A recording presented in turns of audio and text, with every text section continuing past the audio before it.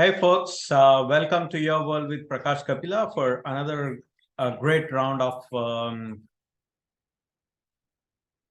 video for our ongoing things happening. So right now, what has taken the world by storm is Hindenburg report on Adani and Adani in sense and Adani's businesses. And the resulting of that was like $51 billion is lost in a couple of days.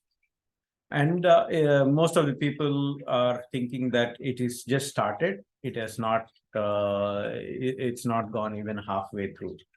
So what is the report talking about? How the report is being viewed among the financial circles, people who know about finance and what they are saying about the law and order in India and how the politics are being played out is a very interesting take.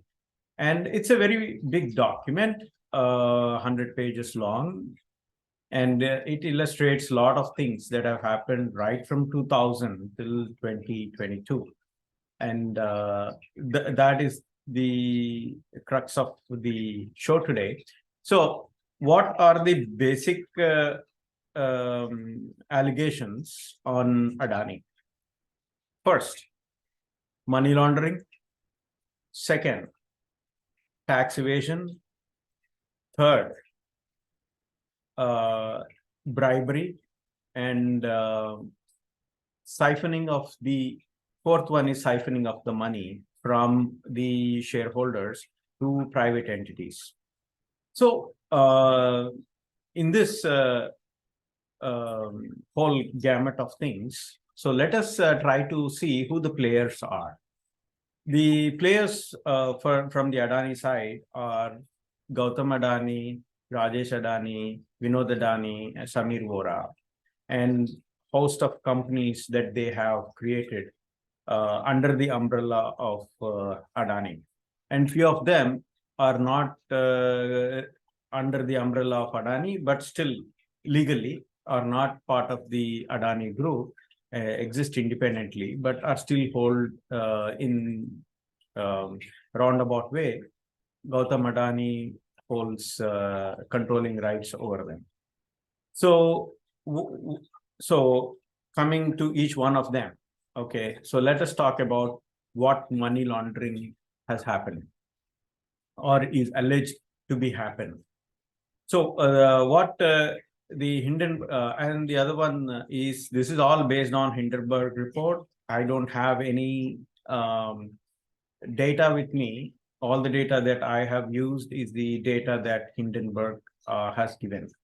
So it is based totally on Hindenburg and why on the points that he has said and why he has said all those points. So the first comes is the money laundering aspect.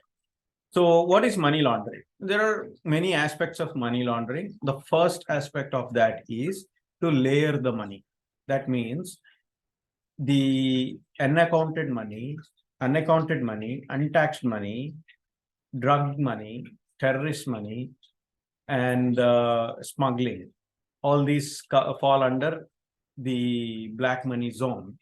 So that money has been pushed into one of the private companies that Adani's family member or Adani has owned indirectly. And through that particular company, it has flown into Adani Infra or Adani Enterprise or Adani Power, and then it has moved around. So to give you a brief, when a company is getting the money or company is supposed to take the money, then the company should do a few things. It has to jot down to its fullest extent and truthfully that, okay, where is this money coming from? What is the source? Did he sell the land? What is the salary or some stocks or something? Some operations should be there for which the money has to be acquired and put into the company. If you don't come out with the sources of where the money is coming from, who is generating that money? How is the money generated? Then if you don't have that information, then it falls under the purview of money laundering. Period. So, for example, I go and buy some stock, right? Then the person who is giving me those stocks should say, hey, where are you getting this money from? Is it your salary? Is it your stocks that you have sold somewhere? Is this your bonus money or something like that, right? So in the same way, every company has to do the due diligence of where the money is coming from and what is the legitimate source of the income of that particular entity. So what the report alleges is all the money that Adani has got from different sources of companies is not accounted for. That is, the source of the funds or the business operations on which the company is existing is all bogus. It's all fake. It's not there. It's not existing. And many of the companies that Adani run, there are a lot of bogus employees and bogus directors in the company. That's what the report is saying. So that's the first aspect of money laundering. That means the money that is coming into Adani is coming from unknown sources. You don't even know whether it's coming from Dawood or Obama or whoever, right? The source of the fund is just a company that is not existing, in operations. So there is a nameplate, there is company namesake, and that's it. That's about it. So that's money laundering. That should fall directly under the scanner of SEBI, DRI, Enforcement Directorate, and somehow it all missed, or even if they have put the cases, it has ran for a long time. And after Modi came to be the prime minister, all of the cases are gone. So there were cases before, but all the cases are now gone against Adani, and few of them are very big. So we'll go into that later.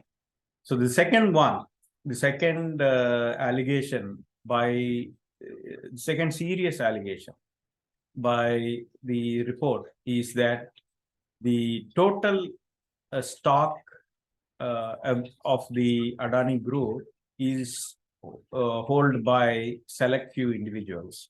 And even on paper, if they are showing that company XYZ is owning so much, X or Y or Z is owning so much, like that, it is again circuitously coming back to Mr. Adani, Gautam Adani, and his family members. So all those people are holding so much of stock, but they are saying that we are not holding that much stock. Other companies are holding so much stock. So what is the regulation is, in a company, if it is going public, if it is a public company, the promoters means someone who started the company. Okay. The promoters of the company cannot hold more than 25% of the total shareholding. So out of the total shareholding, the promoters should only hold this much. So even though Adani companies and conglomerate is holding this much, they are showing on paper, we are only holding this much. So they are having a lot of float, stock float is there, but it is not with the market, it is within themselves. So what happens is there is a very narrow float that is going into the market, that is getting traded on day-to-day basis. So why does someone do this, right? So when a company is going to IPO, is becoming public, so then the public funds like LIC, SBI, and banks, right, which have the deposits of the people, they start investing in public funds for their own pension plans and insurance plans and all those things. So what they are doing, the Adani group has done is it has not sold the stock to the common public, but it has said that we have sold it to so many people and there are so many shareholders with us. So come and join. So the total Adani shares are this many, and LIC and SBI have come in with people's money. Okay, LIC and SBI have come with the people's money, and then people have started trading that particular stock. So here comes a big turn of events. So there are some stock players who are banned from the market, like Ketan Parikh and Dhanshuk Lal, I think. Yeah, Dhananjay Lal or Dhanshuk Lal. There are few stock brokers who have, I mean, Ketan Parikh is the biggest of them all. So what happened? Ketan Parikh was caught on 2001 on a scam, bull scam, where in different stock exchanges, he used different set of brokers and said, buy, say, XYZ company. So everybody started buying XYZ company, and the float, that is the demand of the stock is this much. Now, when everybody is buying, the demand has increased. The supply was there this much. Now nobody wants to sell. The supply has gone down. In stocks, it is always someone buys and someone sells, right? There's always someone has to give, someone has to take.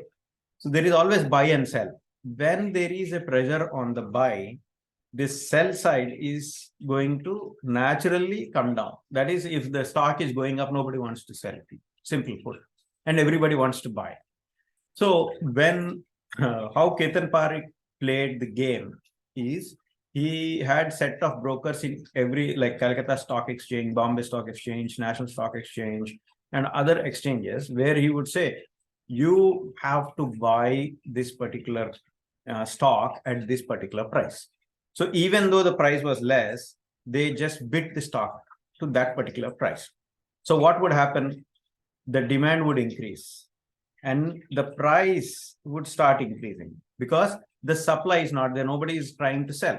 So when the price is increasing and the demand is also increasing, then the supply keeps on decreasing, and that gives a loop about the price of about the stock price. It keeps on increasing.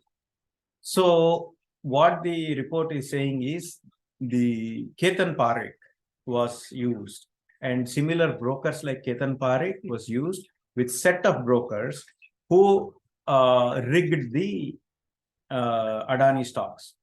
Now, in normal cases, you can't rig the stock because nobody has that much amount of stocks with one person. But in case of Adani, what the report suggests is they all had a hold on maximum stocks. So they didn't sell the stock and they just kept on increasing the stock price. So they would have some list of brokers who would keep on saying, I'm going to buy you for 100, someone says 200, someone says 300. It's like an auction market, but a rigged auction market where the stock is not there, but still the price keeps on going up. So when the settlement day comes, then only a delta of that particular stock that has to be given is given. So because these are all internal brokers, they didn't do the settlement and the stock was there with Adani itself. So it was all rotating between themselves. That is the crux of the problem, because then it's called stock manipulation, and small retailers and big pension funds and banks will say, okay, we have a good performing stock, we'll have to put more money. And the kind of stock that the infrastructure stock that Adani has, the growth is not that much. See, for example, Reliance Power is barely making profits. And that's how it will be. I mean, you won't, if you put $100, you will get $110. You won't get 120 or $130 of, 30 or 40% of profit in the company will not be there. So when the company's operating profits are not that much, why is the company rising? Stock manipulation. And stock manipulation is a crime. People who do that have to go to jail. Even if it is a superstar leader or a filmmaker, if they know, they don't know, no questions. You manipulate the stock, you have to go to jail. So the other allegation was that there were fake exports done by Adani. So what he did was, what the report says is, there were some entities in the importing side of other countries, and there are two entities from the Adani side. So what Adani Adani group of Adani companies used to do is say that, okay, this particular company is buying from me, and this particular company is buying from me. So like that, they were used to create a fake import-export trade. And during 2003, 2004, the government of India, what it did, any government for that matter, what they do is to increase the exports, they give incentives to the exporters. So Adani used to do the fake exports, and tell to the government that I have done so much of export, I have done so much of exports. And then government gave the money.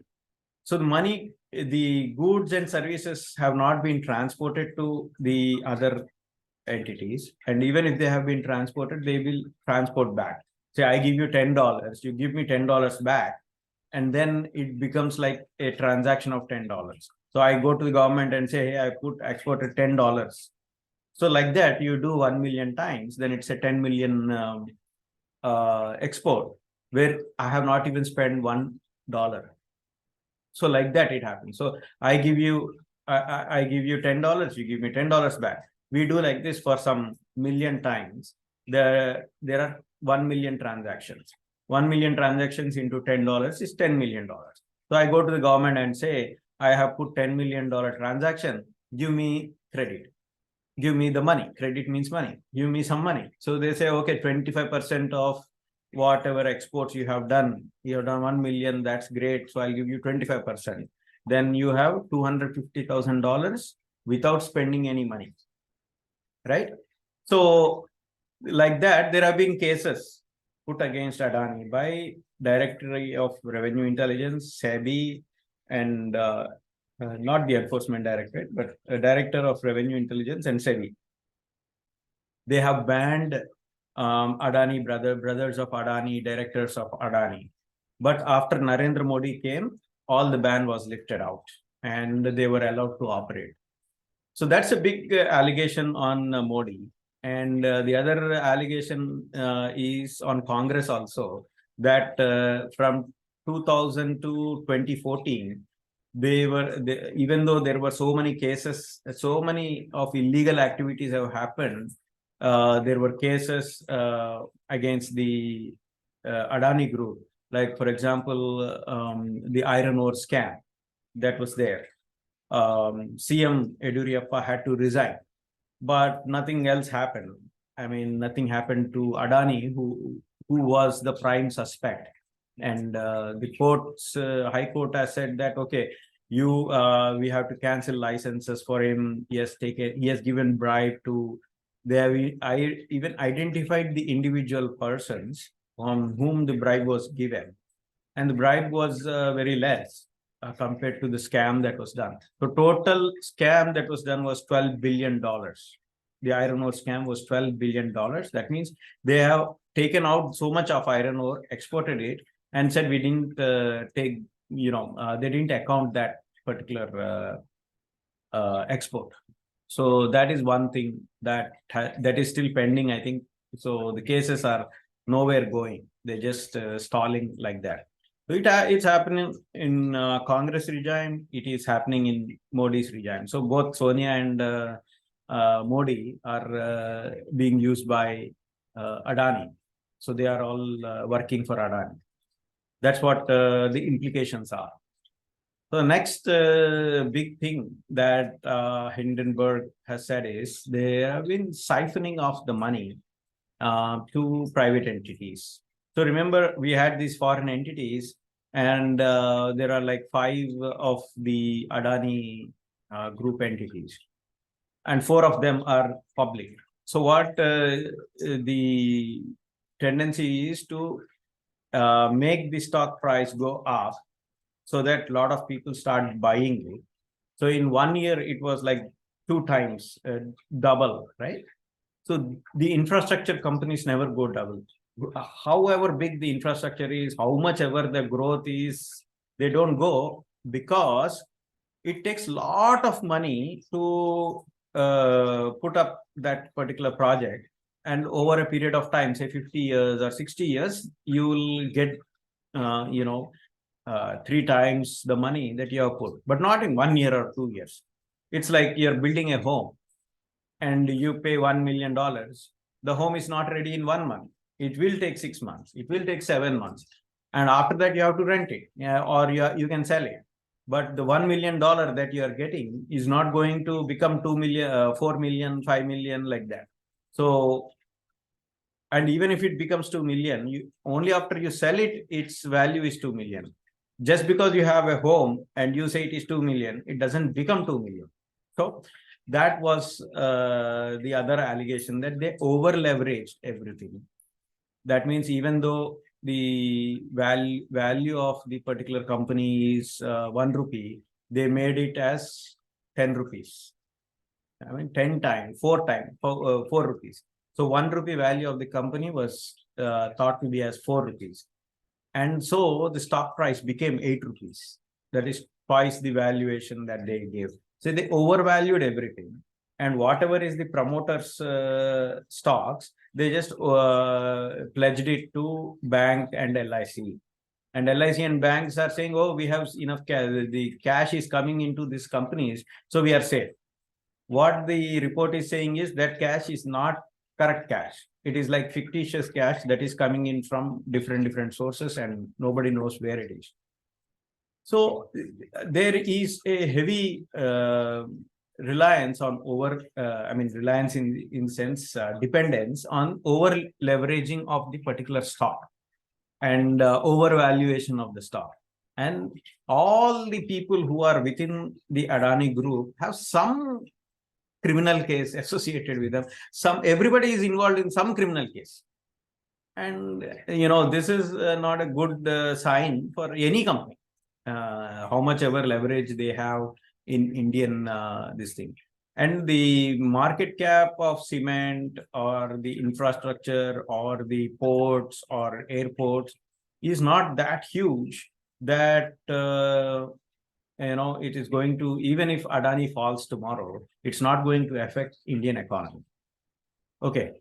Why? Because the impact is very less. The impact is only on the stock brokers and the stock people, but not on the exports. For example, if Adani goes for bankruptcy, some other company can take it and run the show, albeit with very less stock price. But that's it. That's about it. It won't affect India at all. If Adani fails, it won't affect. And if LIC is losing money, it won't affect India. If SBI is losing money, it won't affect India. It is only going to affect the shareholders of that particular companies. And in a way, this is a very good report that is accumulating the 20 years of the service of the things in one particular document. I urge everybody to go and read the document and take a look. The other caveat is the guy who has written the report has earned his own money, right? They have sold the stock. First, they sold the stock, and then they came up with this report and then said, hey, you also sell it. So with that, a lot of people have sold it. So they have, the people who have come up with the report, they have earned money. People who have read the report and took the action, they have earned money. Who has lost the money? Abu Dhabi Investment Corporation, UAE Investment Corporation, the LIC, the banks. So first time we are seeing that big players are losing money and small players have won. So whichever small player has sold the stock saying that, okay, I have doubled my money, so let's wait and watch. If those kind of approach is there, then they have been saved. But someone who says, okay, today it will fall, tomorrow it will raise without seeing the report, or it's all, report out of jealousy towards Adani, those guys, they have lost a lot of money, and it's not going to recoup very quickly. And SBI and LIC stocks also won't recoup so easily. They have to, if they have lost money somewhere, they have to gain money from somewhere else. And their valuations are not right, is what the report is saying. So